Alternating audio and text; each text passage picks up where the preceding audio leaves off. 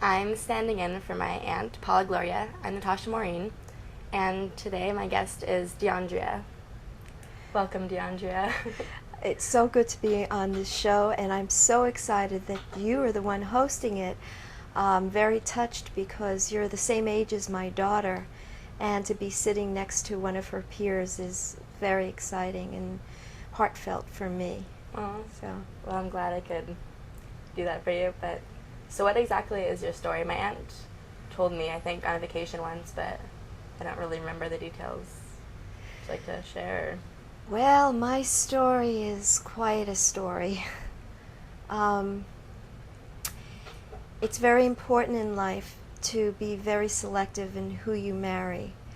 And if you get involved with somebody who doesn't treat you right, and then they say they're sorry, please forgive me, you should not forgive them. You should walk away. That character is not the right one.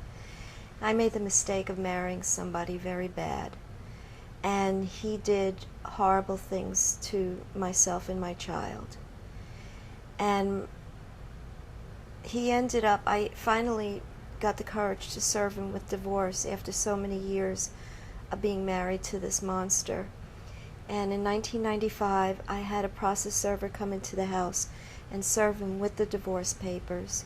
He left the marital home, and everything was fine after that. Mm-hmm. All abuse was gone, and my daughter, she was then 6 years old, and she was so happy. She was doing so well in school.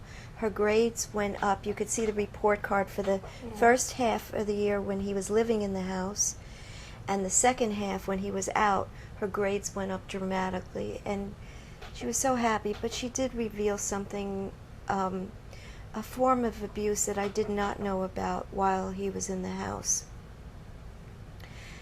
It was sexual abuse. And I didn't report it because my daughter was so happy and she was doing so well, and there was no reason to put her through trials and all that. He was gone. Yeah. So, do you agree with me that would have been an okay thing? Yeah. So, I mean, you don't want to bring it back up again and have to relive things like that if you don't have to. right, if you don't have to. Yeah. I mean, if he was living in the house and Different story, that's yeah. different. So, time went by. He was denying paternity. The reason he was denying paternity, he didn't want to pay child support. Oh, So he was saying, this isn't my child. uh, So he knew it was his child because he couldn't impregnate me. So we had to go to New York Hospital and have what's called artificial insemination. They had to take his semen, put it into a tube, and shoot it up me. So for him to deny paternity made him look so stupid. But so the judge finally said, after months and months of him denying paternity, listen, you're going to have to take blood tests. So he said, forget about it. There's no reason I should spend hundreds and hundreds of dollars on blood tests. I know it's my child. yeah. So then he admitted it, and then there was child support involved now, and he was about $30,000 in the arrears of child support, which means he was behind paying.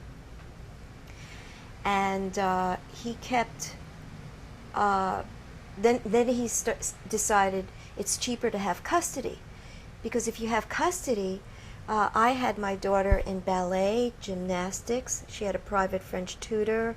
She was in the track team, the swim club, piano lessons. So she was very, very active. Yeah. And also, which didn't cost a lot of money, she was a full-time member of the church. She was in the children's church Bible classes, and she was also in every children's church play. So, you know, there's a little money there involved because you have to pay for the costumes and all that stuff. So he figured if he gets custody, the roof over her head is completely free because he's living in his paramour's house. That's another term for tramp. Okay. That's a legal term. That's what you could put in legal words. You say paramour. And and she was rich. So he'd have her paying for everything.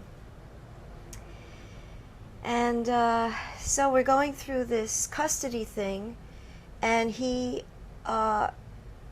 starting to get angry because now he's being forced to pay the child support.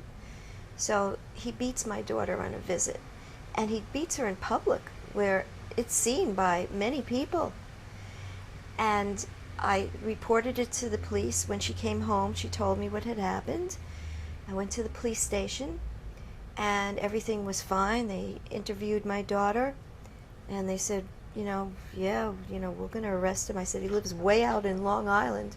They said, it doesn't matter what he did to this child. He's getting arrested.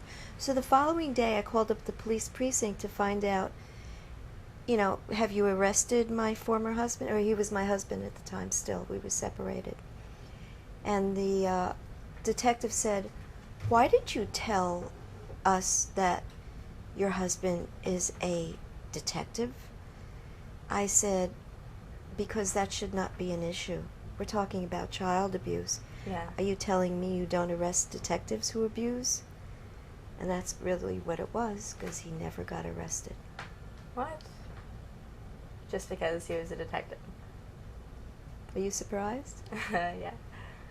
Yeah. See, That's she's crazy. learning. 18 years old, and now you're learning that there's a craziness in this world. It's even crazier than that because detectives are friends with judges. And the reason they're friends with judges is because they have to go before judges when they have cases. So my husband was a detective for 20 years. A lot of friends. He had a lot of friends. That's right. Yeah. So what now? Where's your daughter? So what happened was, after the beating and he wasn't getting arrested, my daughter fell into deep depression. So I sent her for a psychiatric evaluation. And by accident, they found out about the prior sex abuse, which was 2 years before. We're now in 1997, and it was 1995 that the sexual abuse ended. So I said to my daughter, you could talk about all the things your father did to you, how he killed your dog and how he beat you and all the, but I think we should leave out the sexual abuse. And she said, that's okay, Mommy. I don't want to talk about that anyway. So that was cool. But the psychiatrist asked of my daughter to have a physical examination because that was kind of the rules of the hospital. It was a big hospital over here, Bellevue Hospital. And so she did, and so the doctor's examining her. She's just a regular medical. But she does the strangest thing. While my daughter is lying on the table naked, she spreads her legs, points to her vagina, and asks her, did anybody ever touch you down there?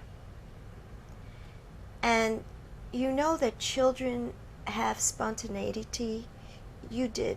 Weren't you spontaneous when somebody would ask you a question? Yeah, I just kind of... Now you think, because you're older. Gotta... But when you're a kid, you just... So she said, yes, my daddy used to. And that, I was sitting in a chair, and I almost fell off of it. I went, uh-oh.